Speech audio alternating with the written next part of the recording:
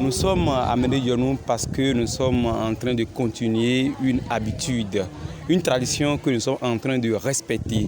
Depuis 2019, nous avons commencé par organiser le projet. C'est un projet qui a pris d'abord corps par les mercredis de contes et de poésie que nous avons commencé par faire dans les collèges.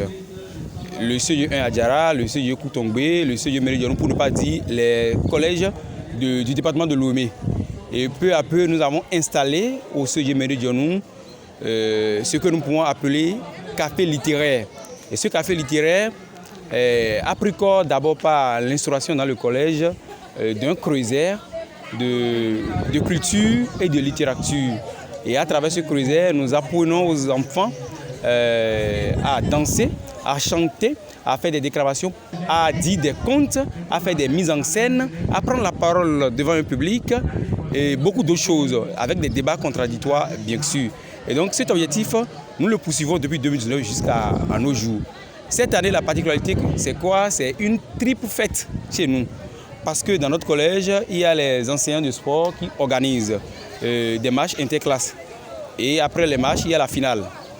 Et nous, enseignants de français, nous organisons ce que nous appelons le café littéraire. C'est-à-dire les activités littéraires que nous organisons dans le collège, à travers des comptes rendus de lecture et tout ce que j'avais déjà cité. Et donc, ça fait déjà 2 activités. Et cette année, l'administration a également organisé les journées culturelles. Donc, ça fait 3 activités. Nous avons démarré depuis hier.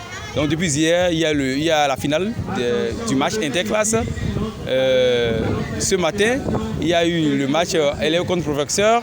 Et nous sommes en train de suivre ou de continuer maintenant le café littéraire que nous avons démarré depuis le matin. Et vous l'avez vu, nous avons commencé par l'hymne national en fond avec le rythme rougan. Il y a eu diverses communications, précisément celle du commissaire de Médé-Dionou qui a porté sur la cybercriminalité. Je suis très ému de présenter la communication sur demande de l'administration du collège. Et cette fois-ci, avec tout ce qui se passe actuellement, j'ai pris la décision de présenter un bon thème pour sensibiliser les jeunes qui sont à la quête de diplôme. Donc il faut retenir que la cybercriminalité est un crime commis principalement à l'aide d'Internet et des technologies de l'information, comme les ordinateurs, les tablettes ou des téléphones intelligents. Quand l'OCSC vous traque et on vous présente à la criée, vous êtes passible d'une peine d'au moins de 1 an à 20 ans. Donc pour un jeune à la fleur d'âge qui écope ces genres de peine, il ne va pas se retrouver lorsqu'il aurait fini de purger sa peine. Je lance à la population d'Adiara et de Médé-Dionou en particulier de collaborer. On veut la coproductivité de la sécurité. Entendre par coproductivité, nous fournir des renseignements. La police ne détient pas un bâton magique pour pouvoir gérer la sécurité. C'est dans l'objectif de sensibiliser nos enfants. Ils grandissent, mais ils ne savent pas ce qu'ils font. Il faut chaque fois les éduquer, le droit à l'éducation, les amener à l'ordre. C'est pour cela que le commissaire a passé sa communication sur la cybercriminalité. Et Madame Elisabeth, aujourd'hui, ainsi que moi-même, nous sommes les médiatrices locales de la passerelle. Et nous allons passer notre communication sur le droit et devoir des enfants, surtout au loisir et à l'éducation, les droits spécifiques des enfants. Et aussi, aujourd'hui, les membres de l'administration sont en train de distribuer des prix aux meilleurs élèves.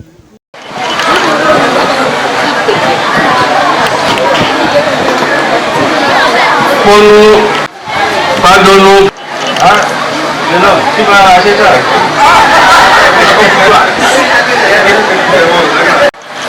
Ceux qui ne sont pas venus, on rencontre. 5e 2.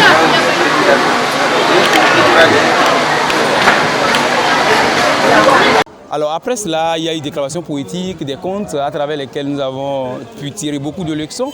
Il y a eu des sketchs, des mises en scène et puis beaucoup d'autres activités. Débats contradictoires, il y a eu du ballet, nous avons fait du rougan, nous avons fait du agbotebou, nous avons fait du zenli, nous avons fait du kaka, nous avons fait du djegbe, le djegbe de Yedenou à Djakoui. Et donc pour nous, en gros, c'est que toutes ces activités vont permettre aux enfants de terminer en beauté l'année scolaire.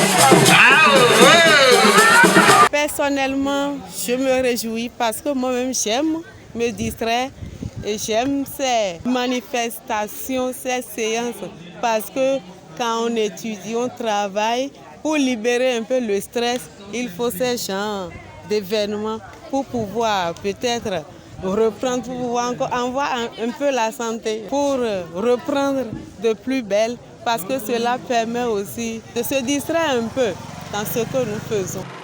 Comme c'est dit d'ailleurs dans l'un des livres les plus lus, il y a un temps pour travailler, il y a un temps pour se reposer, il y a un temps pour rester concentré, il y a un temps pour se divertir. Alors, quand on sait que les apprenants ont été mis sous pression pendant beaucoup de mois, il y a de quoi leur permettre de se distraire un peu. J'avoue que je suis satisfait. Vous savez, au départ, je doutais parce que quand on dit journée récréative, c'est des déviances qu'on observe. Mais mes apprenants, ils ont montré à travers les démonstrations qu'ils ont eu à faire qu'ils ont plus de raisons de bénéficier donc, de ces journées. J'avoue que je suis satisfait. Je souhaite toujours et j'exhorte mes apprenants à toujours lire parce que la lecture, c'est la vie. Il faut lire pour vivre. Entre autres, comme le dit Alfred de Musset, l'enfant à qui l'on a donné le goût de la lecture est un enfant sauvé. Et nous voulons que ces enfants soient sauvés à travers la littérature, puisque la littérature informe, la littérature forme et la littérature transforme. Et donc, à travers ces diverses activités, les élèves seront transformés à bien faire. N'oubliez pas que La Fontaine disait un trésor est caché dedans. Et le trésor est caché dans la lecture, le trésor est caché dans les livres. Pour devenir un homme mature, un homme mûr, un homme responsable, un bon citoyen pour son pays, il faut lire et ne jamais cesser de lire. Donc les jeunes doivent commencer avec la lecture. La lecture, vous le savez bien, elle a beaucoup de fonctions. Elle nous permet de nous divertir, elle nous permet de nous informer, d'enseigner. Et elle nous permet d'oublier nos soucis, de nous débarrasser de nos problèmes. Et là, on parle de la fonction exutoire de la lecture.